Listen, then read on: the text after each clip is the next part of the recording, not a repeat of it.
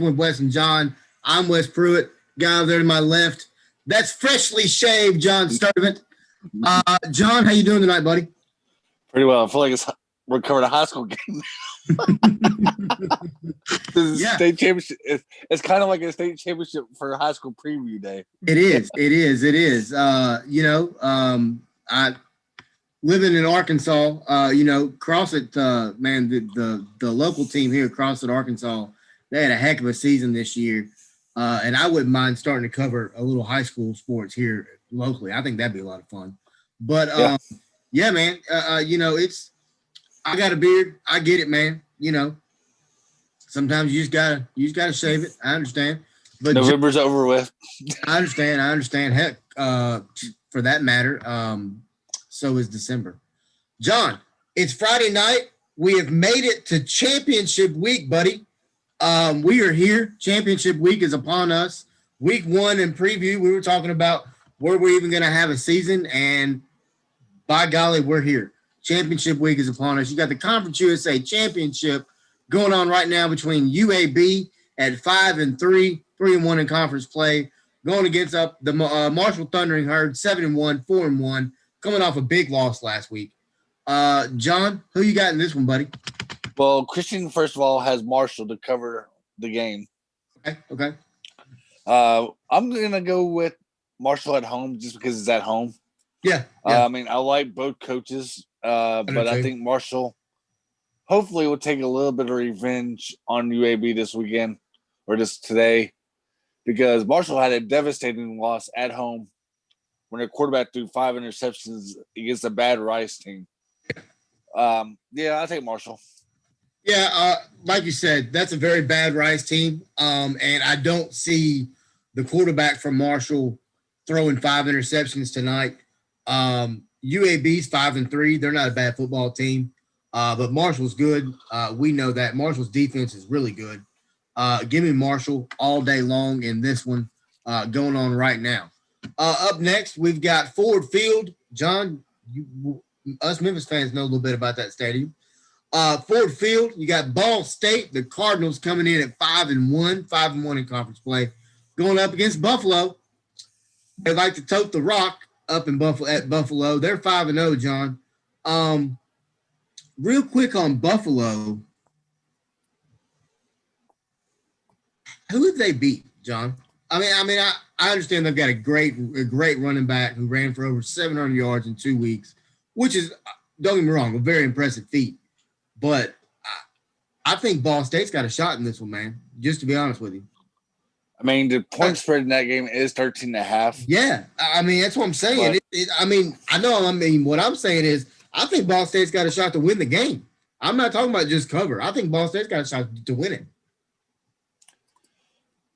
They're only playing like a max schedule, so it is kind of hard to tell, who's playing good in the MAC this year, who's playing not so good. They've only played 6 games max, I just wish that conference could have maybe said play one out of conference schedule and see how you actually really are. Right. But man, I tell you one thing. I know we really don't cover a whole lot of the MAC on our show, but I do enjoy watching MAC football. It is entertaining to watch. I will say that. But with that being said, give me Ball State tonight, John. Ball State's gonna take care of it for me. What about you, man? Yeah, so you got Ball State to cover and pull the upset, huh? Yes, sir. Yeah, Christian Johnson, our other producer, couldn't be on today, so he got Ball State as well. But I'm gonna go with Buffalo. I think they got the running game still intact pretty well. Yeah, the guy might average 30 to 40 carries at the end of the night, but Buffalo will win the MAC conference and cover that 13.5. Okay. Up next, John, up in Piscataway, New Jersey, it's 28 degrees at kickoff. That is frigid. They probably got about daggum 50 inches of snow, too. There was a heck of a snowstorm up in the Northeast this late week. But you got Nebraska Cornhuskers traveling up there. It's frigid. Going to play Rutgers tonight. Nebraska's only a 6.5-point favorite in this game, John. Can Scott Frost salvage a somewhat decent decent season, and end up 3-5. I mean, this is like the 4th year in a row with the losing season in Nebraska. It is. I mean, to me, with him being an alumni, I think they're going to probably give him another year just because, it's a down year in COVID. Yeah. But, I want to go the opposite here and pick Rutgers. I know Rutgers, is at home. Their defense is playing okay football lately. It all depends on their quarterback, though, because he's been off and on the whole season in the Big Ten. He has. But I'm definitely I think I'll take Rutgers at home just because they're at home. And like you said, it's 28-degree weather. Might be a factor as well. And I'm still kind of concerned on what Nebraska quarterback shows up. Is it going to be the good Martinez or the bad Martinez? Yeah, that's a really valid question, John. Adrian Martinez, 84 for 123 with 800 yards and 3 touchdowns on the season. I mean, I think I think Greg Schiano, first off, has done an amazing job with Rutgers. I think we got to give him a lot of credit where it's due. I like Greg Schiano. I think Greg Schiano is at home at Rutgers. As we know, he's coached there before and did an amazing job there the last time he coached there. But I think Scott Frost is starting to kind of build something at Nebraska. I think he's getting their confidence built up. 2-5 is not the greatest record. I know that. But give me Nebraska tonight, John, to get the win. I don't think they'll cover. I think it's gonna be like a field goal game. I don't think Nebraska will cover, but I think Nebraska will win. I could see maybe a 21-20 type ball game, that one for some reason. Yeah, I mean, I'm thinking like a 24-21, 17-20, something like that. Up next, John, there's a game that I am really looking forward to tonight. Comes on Fox. Did you watch that? Do you have Fox? Yes. Okay. Just wanted to check. But we've got Oregon taking on USC. Of course, Washington was originally in this game, could not play, so Oregon gets the bump up. Oregon comes in at 3-2. Of course, what I feel like is Cincinnati's getting a big snub right now in the rankings, but I think USC is getting a big snub as well. I mean, these guys are 5-0. Yes, they've had to come back and beat UCLA, Arizona State, but they're still 5-0. They're playing. I mean, you know what I mean? They're undefeated. And this game's a pick'em. It's a 3-point advantage for USC, which they get that for being at home. Over under 65.5. That's a lot of points. John, do you think that Caden Slovis is who which I think is a great quarterback for USC? I'm going to take Caden Slovis and USC to pull the victory out tonight. But man, I've seen a lot of people have taken Oregon in this game. Well, Christian is one of them that picked Oregon. Right. But I think for some reason it's going to be a shootout. I don't trust Oregon's defense because they got 2 bad losses on the year between Cal and Oregon State. Mm-hmm. I guess the talk is Clay Helton does save his job because he's 5-0 right now. Yeah. But I'm thinking Southern Cal will definitely pull it out late in the 4th quarter. I think it's going to be like a touchdown, maybe about 6 minutes to go in the game type deal. 37 Southern Cal, maybe Oregon 30. Something similar to that. I mean, now one thing I will say, I think Oregon is a little more excited now that Mario Cristobal has, officially said, "Hey, I'm staying. I'm not going anywhere." So we don't have to talk about that. I think that does boost the morale of the locker room a lot. But I think USC is going to get the win. I think USC is a really good football team, one that nobody's talking about, and I'm really proud for Clay Helton because his seat's hot every single year, and I'm finally glad to see him undefeated, ranked in the top 15 of the country, playing for a chance for a Pac-12 championship and possibly a Rose Bowl bid moving forward for the big bowl game. But John, I mean, do you think that USC should be ranked higher than they are? Where are they at right now in the playoff? 13. I guess they're just talking about like the Pac-12 is just a downside year in general. Yeah, well, I guess that's getting into the personation for that, to be honest with you. I guess they're looking at the overall Pac-12 this year in general. Yeah. That's the only thing I could think of. I mean, I'd love to see them in the top 10 and see if they're actually for real or not. But they're probably just playing some type of Los Angeles Bowl in the long run anyway. But I mean, yeah, all right. Can we just talk about this top 25 real quick? I mean, sure, why not? We are going to talk about it tomorrow, but I just want to. This has been eating me up all week. 3 things. And if people disagree with me, I'm sorry. This is my personal opinion. Here, if you just want to read off like one at a time, I'll say agree or disagree, and I'll let you know. Okay. We'll go from there. Okay. So you've got Alabama's number 1, right? I think we could all agree to that. Okay. Clemson. I'm sorry. Notre Dame is number 2. Just because they got the head over Clemson. Which, hey, I agree. Notre Dame's a really good football team. Notre Dame deserves to be a top-ranked team. I completely agree. Okay. Notre Dame will find out for sure, though, how good they actually are when Trevor Lawrence is on the field tomorrow. We will. You're right. Number 3, we've got Clemson, right? I could agree to that. Okay. This is where my first issue comes in. We've got a 5-0 undefeated Ohio State team. Are they talented? Yes. Do they pass the eye test? Yes. Are they extremely well coached? Yes. Have they played anybody? No. Who have they beat? They beat one team, Indiana, by 7. Didn't even blow them out. But because of their name, because of their recent history of being a talented football team, which they are, they're in there. My first question is this, okay? Why are they in there? How can you rank them number 4 in the country? They've played 5 people.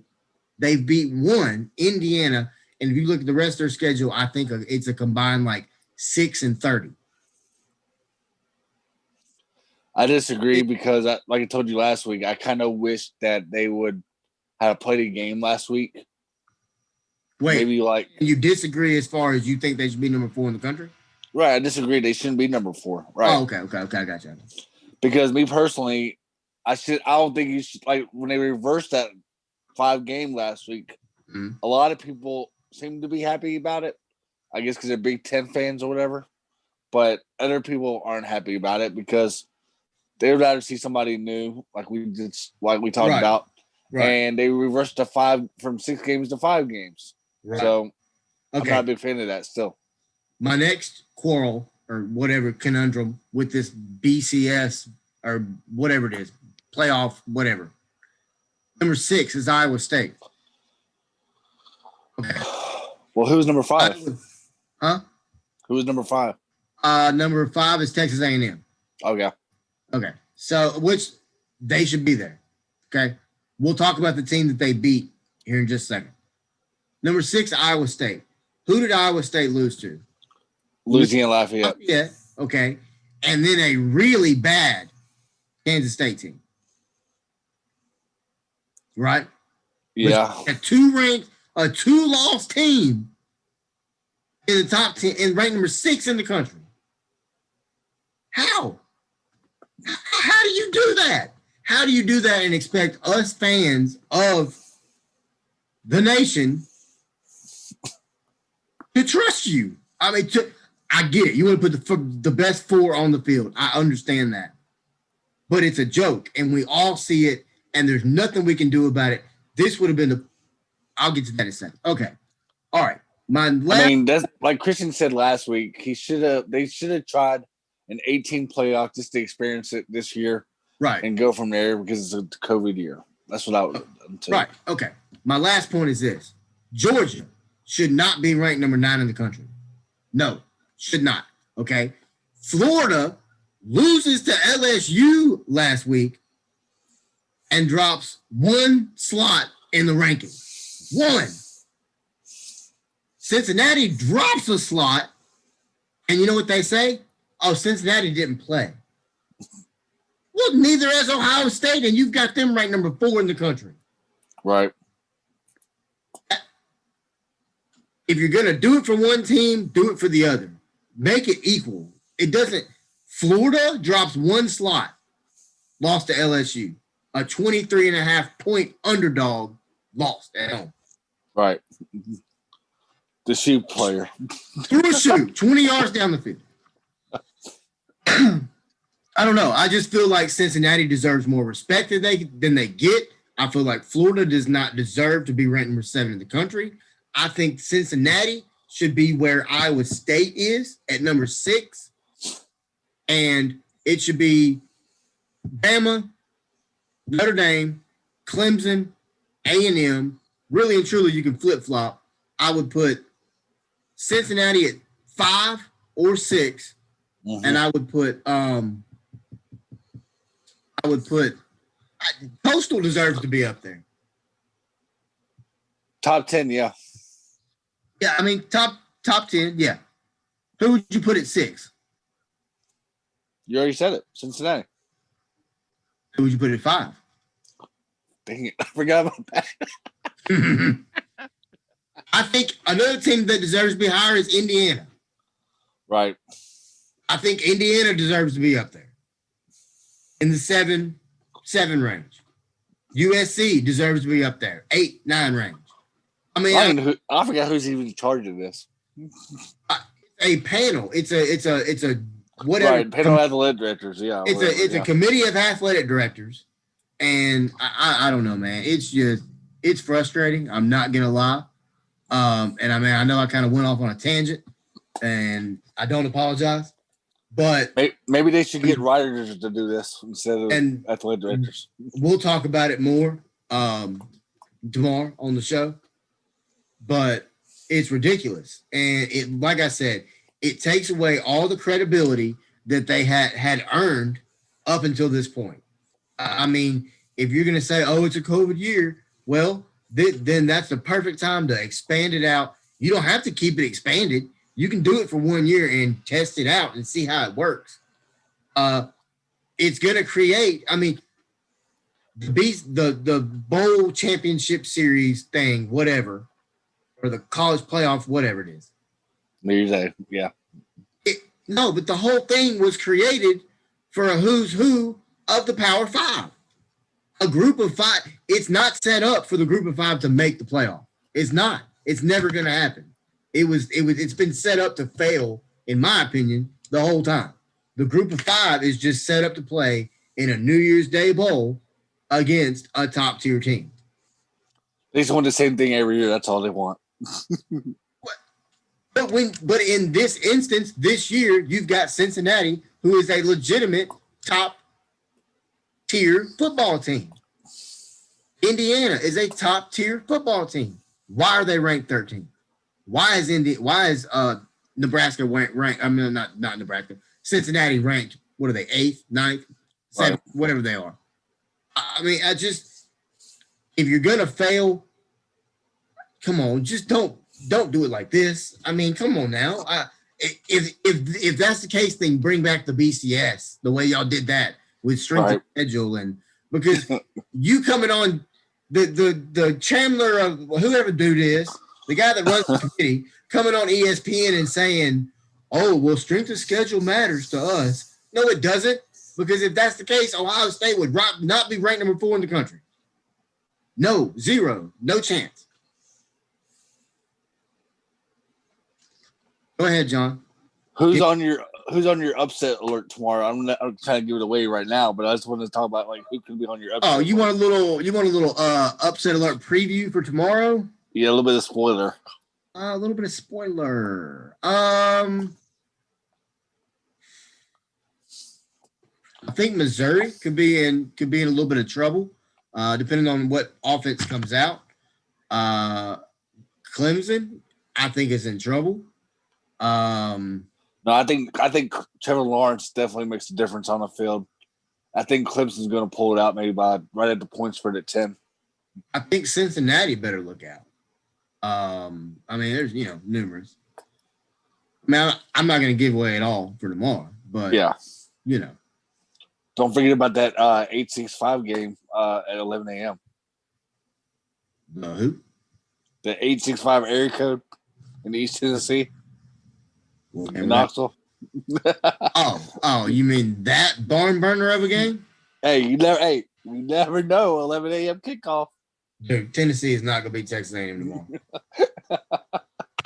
You know what? I'll go ahead and spoil that pick. A&M is not going to lose to Tennessee. They don't have a quarterback. We've been saying it the whole year. We said it in the preview of the season. They don't have a quarterback. They don't. But it depends on what A&M defense shows up. And I'm telling you right now, if Jerry Pruitt would have lost last week, he'd have been out of the door. I promise you, out the door, gone. Him and Derek Mason would have been in Nashville having drinks in a bar because he'd have been gone. I promise you. Yeah, A&M's on Broadway tomorrow because A&M knows they got a chance to get into the playoffs. If Notre Dame can knock off Clemson again, A&M's in. Ain't happening. Okay. Nobody said Memphis, Tennessee, 1996 would happen either, John. That's why I'm bringing that A&M game up. You never know. Just saying. I'm just saying. Nobody said 96 would happen either. But fans, thank you very much for watching this little quick little championship preview for tonight. Christian Johnson will be back on with us tomorrow morning. We'll be starting the show roughly around 10 a.m. Tomorrow. Also, guys, be sure to go like our YouTube channel. Click the subscribe button. Click the little notification bell. That way, whenever we go live on YouTube as well, you can see it. We are currently live on YouTube and on Facebook. So for anyone watching on YouTube, thank you very much. We love the support. We love the challenge of getting ready to put on a new show for you guys every week. I know I can speak for myself and John Sturdivant for sure, and Christian as well, that we all three thoroughly love putting this show on for you guys week in, week out. For John Sturdivant, Christian Johnston, I am Wes Pruitt. Thank you guys for watching.